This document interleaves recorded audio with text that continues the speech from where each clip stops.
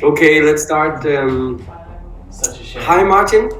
Hey, Jesper. Instagram. Martin Véronneau. That's good. Welcome, and thank you for taking your time to have this conversation with me. I don't think so. Very welcome. It's Thursday. I think I'm gonna start not talking about the COVID situation, as always. Maybe you could tell us a little bit about your background and your company, Local9. What do you do, and what is your history in terms of the music industry? Yeah, basically the agency was started 12 years ago now, and actually it's been 20 years, more than 20 years. I've been in the music business. I've started working in a record shop, and I've met some artists that finally bring me in the music industry, and I started doing promotion. So that Local9 is basically doing radio promotion and PR. So we're publicists. So doing all the promotions for Quebec artists here in Quebec, Canada. All right, nice. Can you tell us about what kind of artists you work with, or is it both artists directly, or labels primarily, or combination, or? I would say both. Usually, our clients were record labels. Here in Quebec, a huge part of the music business is totally independent. I mean, more than 80, probably 85% of the music business is independent. There's no major labels doing big business here, but more and more, I've seen some artists that's been taking care of their own business and coming to me for their direct promotion. So they're starting their own small record label. They're producing their stuff, and at this point, I'm there to help them for a little bit more than doing only the promotion, to helping them getting through very different kind of questions in the music business. Okay, so you work primarily with independent labels. Yeah. Okay, that's interesting. You talked about or you mentioned about the major scene in Canada, or is it in Quebec specifically? That's really specific to Quebec, since here it's for those who don't know, we're a French-speaking province in Canada, so we have different rules here, specifically for the radios, the medias. They're really talking about our artists.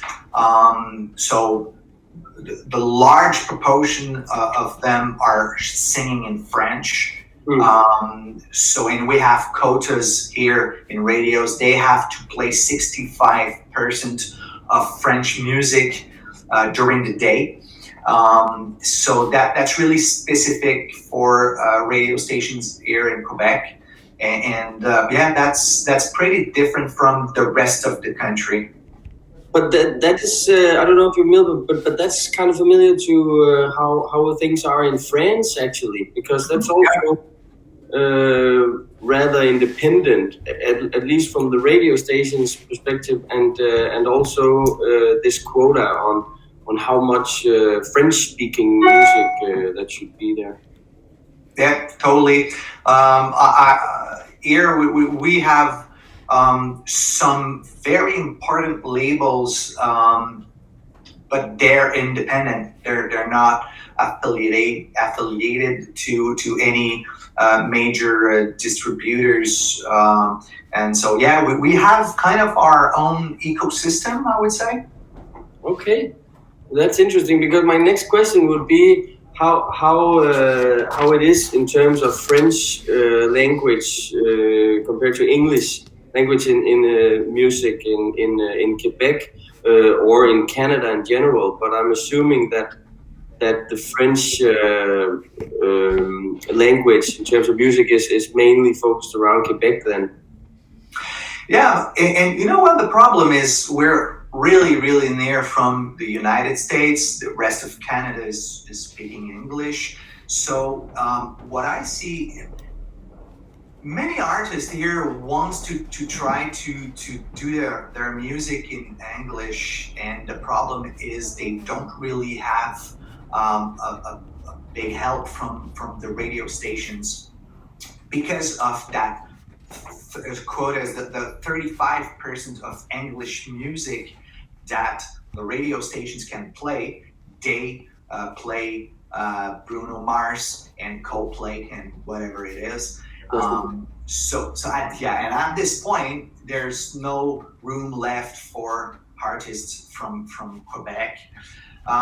It tends to change a little bit because a couple of big names released music in English recently.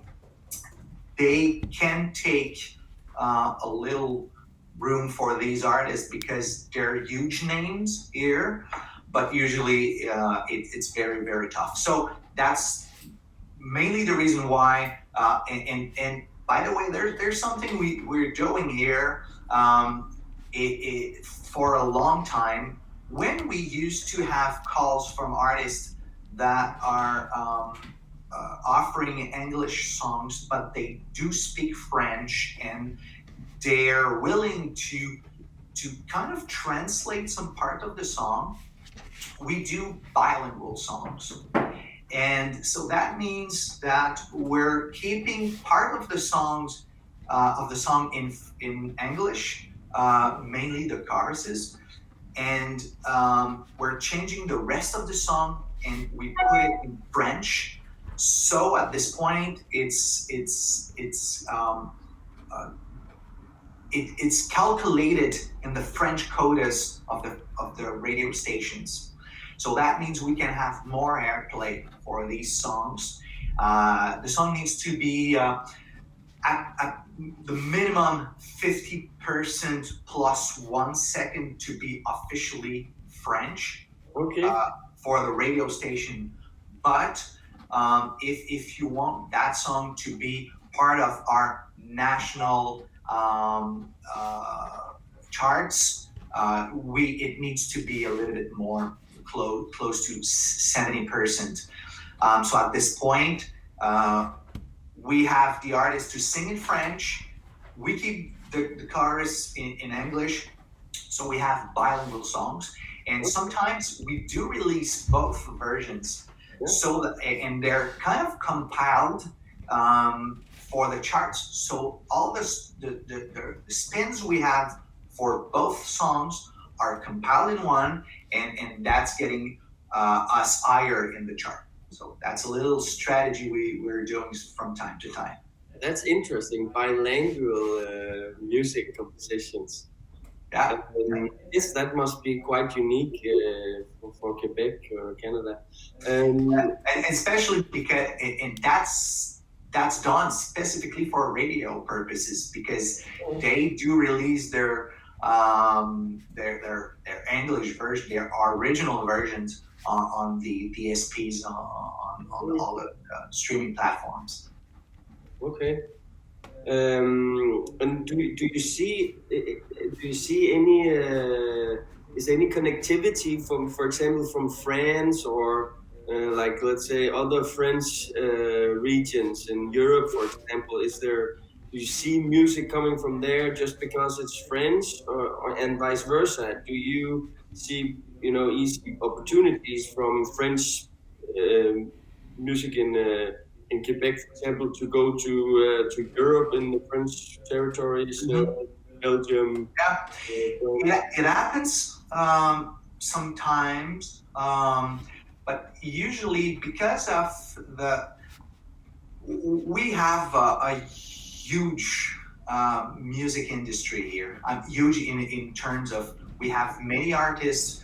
They're producing really, really good stuff, and so there's no very good reasons, to be honest, for the radio stations to have songs from France, um, and for that reason, we're fulfilling our airwaves with our own stuff. Mm. But at this point, yeah, it happens to have artists like Zaz that's played here in Quebec. Tips, there's a couple of them. That's usually because they're signed here. There's a label that signed them kind of locally, and that's the reason why we have a promotion team, and they're taking care of here in Quebec. But usually, there's not really often that kind of movement between, and especially on the other side, there's not that many artists from Quebec that's been played in France. There's a couple of them, as a matter of fact, but it's not something very, very common, I think, and that's for the exact same reasons on their side.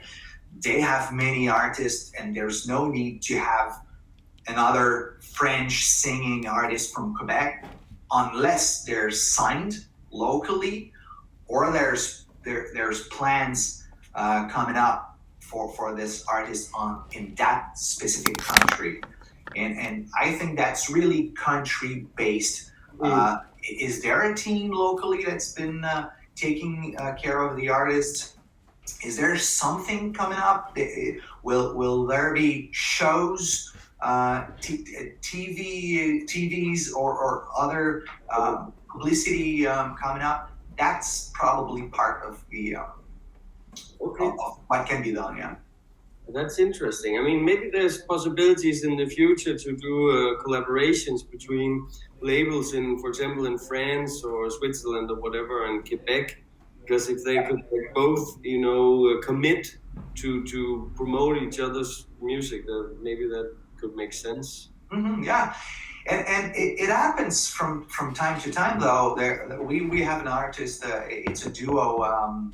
The band's called Kingdom Street. They're doing kind of EDM pop music, and it's getting very higher and higher in the charts here, and the spins and all that stuff. And they've been signed last year, sometime during summer in France, on Columbia Records. And so it's getting easier for them to have visibility in France because of that, because they're signed. And so we're kind of starting to think globally because of that. We have to think about what song will be released to radios here. Is it the same song in France? I've been working with Francis Cabrel, which is a major French artist with a huge career. We've been blessed to have Francis here for a long time now, and that's questions we've been asking ourselves recently. Is the song released by Sony in France will be the same song here? And for different reasons, probably not. And we have to make our own decisions, but we still have to think globally, because we can probably gain from the fact that there's a song played worldwide in a different region or country. Yeah, exactly. Cool. I think it's super interesting what you talked about with the major labels share is what did you say, 20% or something? That it's such a, it seems like that it's such a independent hub, I guess, because if I'm to look at a top 50 chart from Denmark, for example, or Europe, it would be 95% major. So it's completely opposite. Yeah. completely opposite, and that's not because we don't talk about these artists. We do. I mean, if you think about, I don't know, I talked about Coldplay. I named some big names. We do think about these guys here, but the sales are not really, how would I say? Comparable to other big markets. Yeah, exact. I'm working with the biggest names here in Quebec, and they do sell a lot of records. I mean, we're selling less today than we used to, but they do sell a lot of records, and they're in all the major TV shows, and yeah, we have our own star system. The people I promote here, they're really huge. I mean, but they're only huge here. I mean, if they do go in any other part of the country, they're absolutely unknown. But yeah, we have that star system, and we're really helping our artists to be more popular. Mm-hmm. Is there any record labels like let's say worth mentioning in that are like you know doing lots of these independent releases? Yeah, there's a couple of them actually. I would name a label called Musicar. It's been held by a company called Quebec, which is one of the biggest company here in Quebec. They own TV networks, they own newspaper and stuff like that. They've recently bought a couple of labels. One of these labels they recently bought is Audiogram. Audiogram has been in the music business for more than 30 years now. They've released some major albums, all through these years. So they've recently been bought by Quebec. So they have 4 record labels: Audiogram, Musica, Saint Cat, and MP3. That's another label. Yeah, there's another label by that's recently been bought by Carla Pirat, which is an artist really well known in France as well. It's been renamed Bravo. So yeah, there's a couple of record labels really well known here in Quebec. Yeah. Okay. Is there any genres that you see are particularly good, or like growing genres in Quebec or in Canada in particular, other than like pop or whatever? Yeah, we do have really pop song as we know it, but there's a kind of music a little bit more folkish, and we call it Quebec music, but it's a mix of folk meet from time to time, a little bit slightly country from time to time, traditional music. There's a couple of artists in that genre, and so is that speaks to the, like, let's say, older generation, or is it like something that everyone listens to? Everyone. It's really everyone. Yeah, it's really mixed, and it depends of the popularity of that band or that artist. And I think in my roster, I have let's say it's a band, a duo, 2 brothers, and it's called Deux Frères, which is 2 brothers in French. So these guys, they're huge here, probably one of the biggest names, and they're really into folk music. 2 guitars. They're saying it's like the Everly Brothers doing harmonies and all that stuff, but they're really into folk, pop, and slightly country, as I said. But I have Marc Dupré. Marc has been a coach on the show The Voice for a long time. He's really, really huge here. He does shows in arenas. It's very big, Big and he's local hero. yeah, totally. And he's really into pop music, um, um, even slightly rock from time to time. Corneille, which has been a huge star in France as well, has been here for a long time, and he's more into R&B, soul, pop music. So that's different, but they all do really play on radios. Okay. And when you see, for example, Airplay outside of Quebec, or I mean, I know you're specialized in Quebec, or but what do you use your information if a certain band also performs well in other territories where you probably haven't done your promotion? I mean, if a song gets played in, I don't know, Italy, I guess you probably haven't done the promotion there, but is that still useful for you, or is it something you can, is it relevant in any case for the artist development or the label or the manager or something like that locally in Quebec, or is it irrelevant, do you think?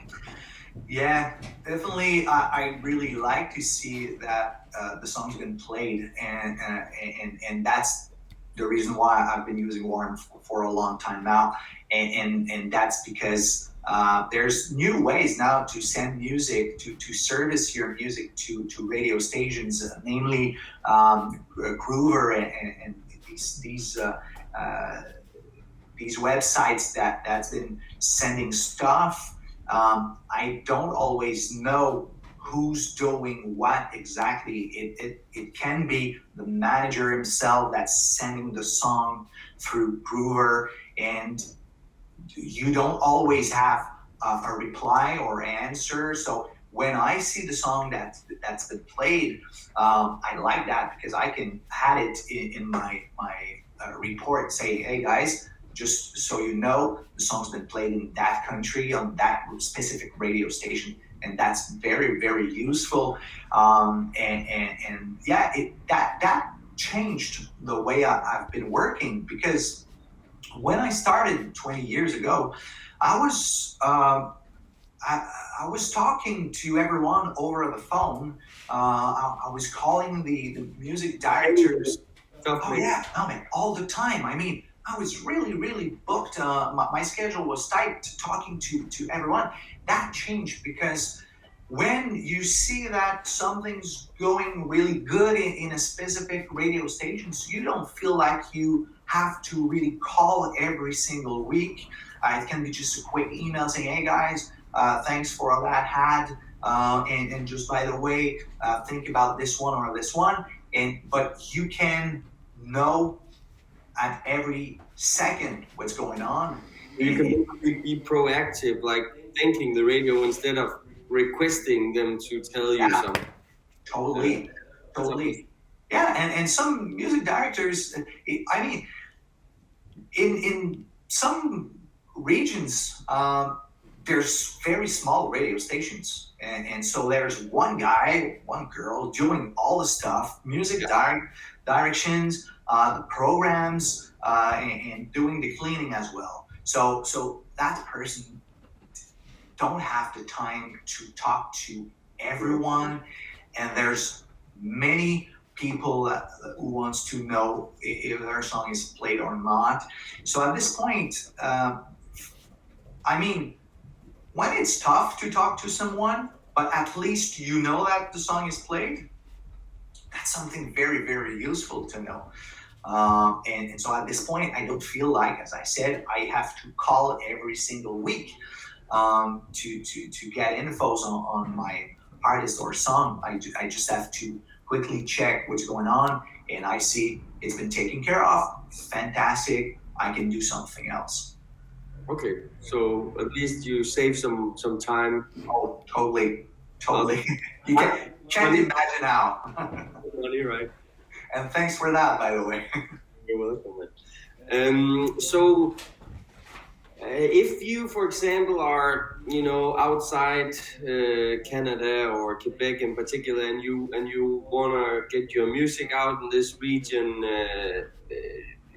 how many radio promoters is there? What does it cost? How should you? I mean, this is multiple questions in one, but like how would you proceed to do that? Like how do you select the radio promoter, or can you do your promotion yourself, like as a do-it-yourself person, or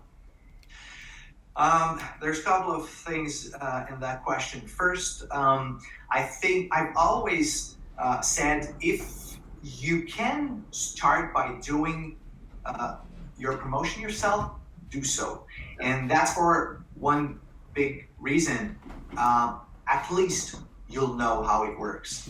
And it's very important you know how it works before you come to us and you ask another one to do your promotion. You'll see first how hard it can be to have infos to promote and talk about your own music. You'll see how hard it can be, and at this point you'll see that we have huge weeks. I mean, the schedule is full. It can be hard from time to time to give infos on every songs to everyone.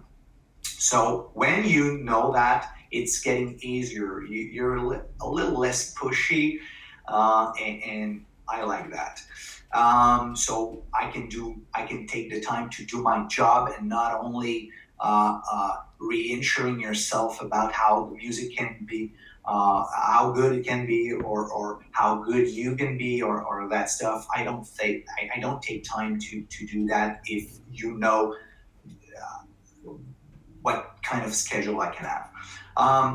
Although, I mean, when it comes to the moment where you have to choose a radio promotion team or publicity team, you have to think about different questions. Mainly, is it a team that can really help me in my genre? I mean, are they used to that kind of music? Because you can find a team really specific for metal music, and they won't know anyone in the pop music radio stations. Yeah. So when it's specific, you have to find that specific team. You have to call and talk a little bit about your music with that person. Is it a genre that's been worked already by this team? Do they like the music itself? I mean, is it good enough? Do they have time to do it? That's good questions. If you're really only looking for a price or a fee, usually I don't really like that, and I don't go far in that conversation because of that. I mean, I want you to want me, and that's not for the price. no, because honestly, I won't say it's priceless, but usually you will recoup in a certain way in a certain time.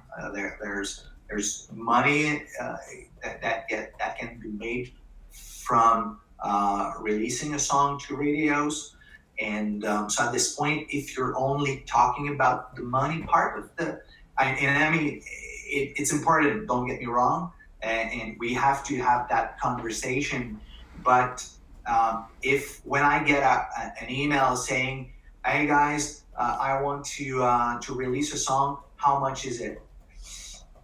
Usually, I don't really go into that kind of conversation, and I personally prefer to have fewer artists, but I'm really involved with these guys. I mean, they can call me at any given time. But I mean, like, do you see like artists themselves finding the financial resources to basically hire someone like you directly, or is it mainly coming from the label where you have sort of an agreement because you probably work with some of the same labels? Yeah, no, it happens all the time. I mean, it's not that it costs hundred thousands to do radio promotions. Usually, and I can say it's something between, let's say, $2,000 and $3,000 to do a campaign. And a lot of artists, generally speaking, thinks that either radio is too difficult or too expensive, or it's easier to understand Spotify and or something like that. So at least I think, generally speaking, there is a huge knowledge gap in the sense of how radio works, and also partly why this conversation is relevant, and to find have these conversations with specialists like yourself in different countries, because from at least from my understanding, it looks like that the radio scene or the promotional the way to promote music in different countries are completely different. And even in Canada, it seems like Quebec is very unique, compared to rest of Canada. So not only based on countries, but even based on regions, it can be completely different from region to region or country to country. Hmm. Yeah, and it's always a good way to start by looking at the local charts, and you see what kind of artists that's been played and who's the team behind that, and you can call these guys and ask them questions. But yeah, it needs to. It's really regional. I mean, I've never seen a very successful publicity team in the music business, or at least a radio promotion team that's been doing more than a kind of a region, because of the specificity of all the radio stations, the relation you have with the music directors. That's really that. I mean, I can call them my friends for many of them because of that. Because I've been working in the music business for a long time, and there's an empathy. There's something in the relation that's making me feel like I can trust them and they can trust me, and that's why I've been hired by the labels, by the artists, and you have to find that in that team. Assuming that you also have to, like, being a radio promoter or working with music on a promotional scale, it seems like you also need to be quite selective, I guess, because I mean, it is easy to say yes to something and then they write you a check, but if you don't, like, I guess one side is you need to show the client results that hopefully should match at least what they expected. But at the same time, you also need to nurture your relationships with these music directors. So if you send them, shitty music just because you want to get paid, then you can, I guess, you can quickly be in a negative situation, both in terms of your client. Totally. Yeah, totally. Towards the radio stations, but towards your the rest of the roster, and your clients, and that's something, if you, and personally I never, and there's a couple of teams doing that here in Quebec, releasing probably 5, 6, 7 songs per week. It happens from time to time, and I can't imagine how they're able to manage all that pressure, because I mean, definitely your customers, your clients going to call you and ask you what's going on. Is my songs been played?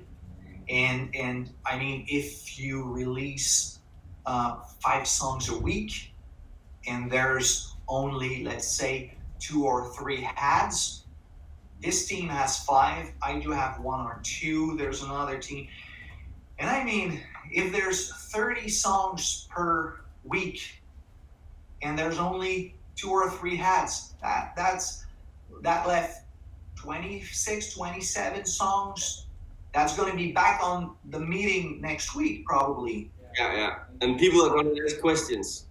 Yeah. And so there's no way you can manage everything and doing a good job for everyone. So that's exactly the reason why I personally prefer to have fewer artists. I have usually a couple of big names along with a couple of smaller artists that I want to develop over the time, and that suits me good. I mean, I have something to work all day long, all week long, and that's good to me.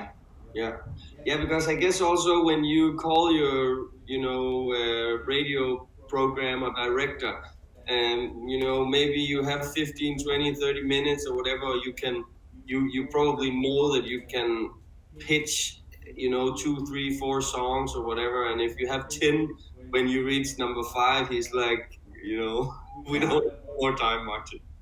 And when you're a smaller name in that roster, and you know that on the same week, your publicist sent a big name, a song, a huge hit from a big name, that means that you're gonna be second or at third probably in that conversation that he's gonna have with the radio with the music director. So he's gonna pitch for his big name, and if he has had, great, and you probably won't because of that, because you're second in row or third in row, because you're a smaller name. Just as long as you're not number 9. Yeah, but it happens. I mean, it's all about priorities, right? And yeah, it's mathematical. I mean, you can be first. All of them can't be first. So. No, it's gonna be difficult. This is so great. I think we get a lot of relevant information here, and I think this is super important for a lot of people to understand how it works in like a particular area like this. To round up, I would like to see, do you have any tips and tricks, do's and don'ts, things that you can highlight regarding whether you're an artist or a label, but probably from an independent perspective, what you can do in Quebec or in Canada in general to get your music out? Yeah, even though it's really tempting to only put your music on Spotify, Apple Music, and all these platforms, I think that the radio stations are still very important, at least for a certain time, because we still commute, we still have cars, and we have to listen to music and have local infos and all that stuff. So you have to think your plan with the radio on one side, with the platforms on the other side, and do your promotion and use every other outlets you can to bring the radios on your side. So, and that helps to have a radio promotion team to help you think about these questions, these important questions. And yeah, as I said, do it yourself if you want to. It's going to last for a certain time, then call it a proper team. And I mean, if you're very serious about your career, about your music, help yourself. I mean, do yourself a favor and and have a team around you. And I'm not only talking about the promotion team. It can be the publishing, the touring, the management. There's many people you can bring in to help you in your career. And you've been talking about the knowledge. It's really important to have the proper education as well. So read a lot about the music business to figure out what's going on, who's doing what, and at this point, you're gonna stand out because of that, because you know something that other people don't know. So if you're an artist, you could, I guess what you're saying is that you should not be afraid of reaching out to radios, for example, directly. And maybe by doing so, that could even create some possibilities, because maybe other people won't do that extra work. Yeah. You know what, Jesper? I think it's a perfect era to be independent. I mean, all the tools do exist now to be able to have your own record label. You can have your own TV network by having a channel on YouTube. That can bring a lot more people than the traditional TVs, by the way. And you can have your own radio stations by having a successful Spotify playlist. And so you have to think differently, and you have all the tools. So use them and be independent, and put your money where your mouth is, and do your stuff. And that's going to make you successful